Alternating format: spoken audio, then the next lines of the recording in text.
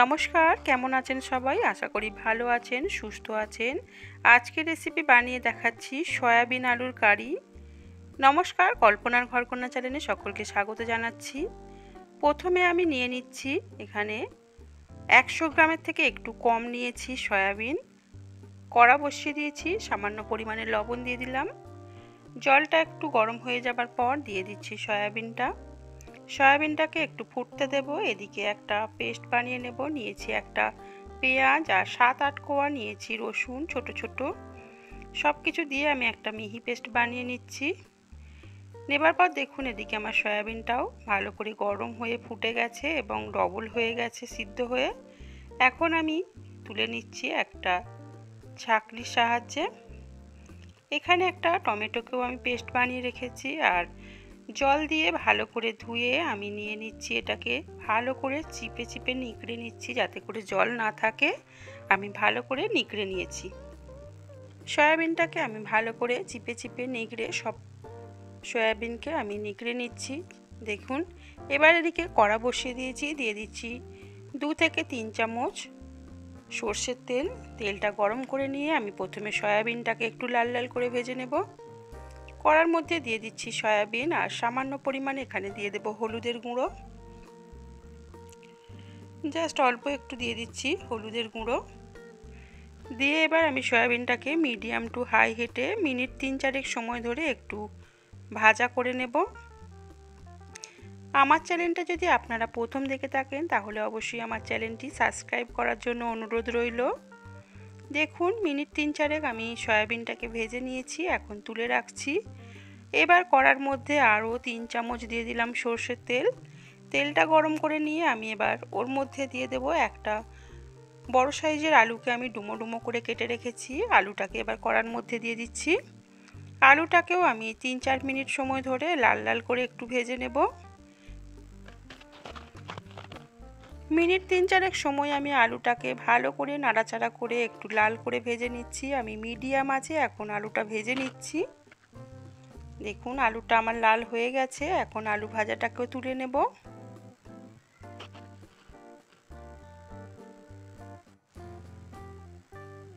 এবার বাকি তেলের মধ্যে আমি একটা ফোড়ন দিয়ে দেব। দিয়ে দিচ্ছি 1/2 টিস্পুন গোটা জিরে, একটা দিচ্ছি ছোট তেজপাতা আর একটা দিচ্ছি শুকনো লঙ্কা। ফোড়নটা একটু ফুটে যাবার পর এখানে আমি একটা ছোট সাইজের পেঁয়াজকে পাতলা পাতলা করে কেটে রেখেছি, সেটা দিয়ে দিলাম কড়ার মধ্যে।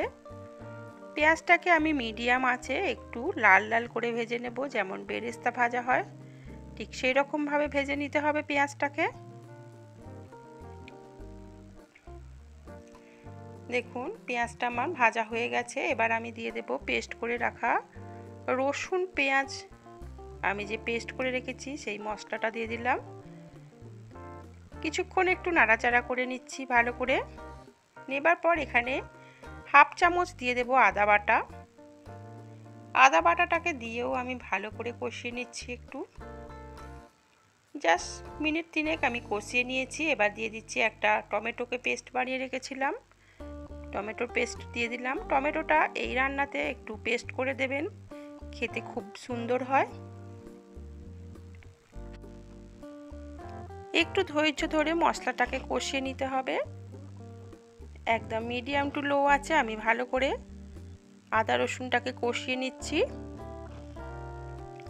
নেবার পর আমি এখানে দিয়ে দিচ্ছি পরিমাণ মতো লবণ আর দিয়ে দেব 1/2 টিস্পুন করে গুঁড়ো মশলা, হলুদ গুঁড়ো, লঙ্কার গুঁড়ো, জিরে গুঁড়ো, ধনে গুঁড়ো 1/2 টিস্পুন করে আমি দিয়েছি। দিয়ে একটুখানি নাড়াচাড়া করে নিচ্ছি। যা সামান্য 1 থেকে 2 চামচ মতো জল এখানে দিলাম যাতে করে মশলাটা পুড়ে না যায়। আমি অল্প জল দিয়েছি। দেবার পর এখানে আমি কাশ্মীরি রেড চিলি পাউডার দিয়ে দিচ্ছি 1/2 টিস্পুন। ভালো করে একটু মশলাটাকে এখানে কষিয়ে নিতে হবে। প্রয়োজনে এখানে সামান্য জল ব্যবহার করতে হবে। দেখুন আমি সামান্য জল দিয়ে দিলাম। ভালো করে নাড়াচাড়া করে আমি কষিয়ে নিচ্ছি। এই রান্নাটা রুটি পরোটার সাথে বা ভাতের সাথে খেতে অসাধারণ লাগে। মশলাটা আমার কষানো হয়ে গেছে, এখন ভেজে রাখা আলুটা আর সয়াবিনটা দিয়ে দিচ্ছি।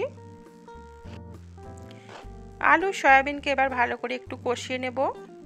খুব সামান্য এখানেও জল দিয়ে দিলাম, মিক্সিং জারে ধুয়ে যেটুকু জল আমি দিয়ে দিলাম সামান্য, দিয়ে ভালো করে একটু মিশিয়ে নিচ্ছি। নেবার পর আমি এটা ঢাকা দিয়ে 3 মিনিট মতো আমি এটা রেখে দেব। মিনিট 3 পর আমি ঢাকাটা তুলে নিচ্ছি। দেখুন আমার সয়াবিন আলুর সঙ্গে মশলাটা একেবারে কষানো হয়ে গিয়েছে। একটু নাড়াচাড়া করে নিচ্ছি। নেবার পর আমি এখানে দিয়ে দেব পরিমাণ মতো জল।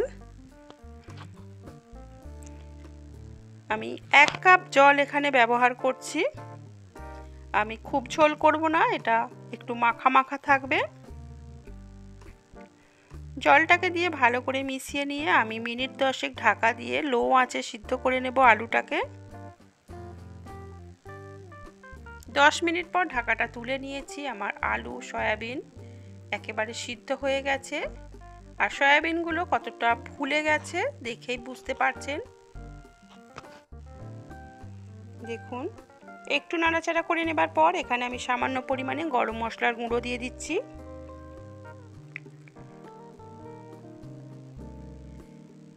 গরম মশলার গুঁড়োটা দিয়ে একটু নাড়াচাড়া করে নেব। নেবার পর আমি 1 মিনিটের জন্য এখন ঢাকা দিয়ে রেখে দেব। 1 মিনিট পর ঢাকাটা তুলে নিয়েছি। দেখুন আমার সয়াবিন আলু কারি একেবারে রেডি। আমি নামিয়ে দেখাচ্ছি। দেখুন কত সুন্দর দেখতে হয়েছে আমার সয়াবিন আলুর কারি। আপনারা বাড়িতে অবশ্যই একবার ট্রাই করে দেখবেন। এটা ভাত, রুটি, পরোটার সাথে খেতে অসাধারণ লাগে। রেসিপিটা কেমন হয়েছে কমেন্ট সেকশানে জানাবেন, আর আমার রেসিপিটা যদি ভালো লেগে থাকে অবশ্যই একটা লাইক করে দেবেন।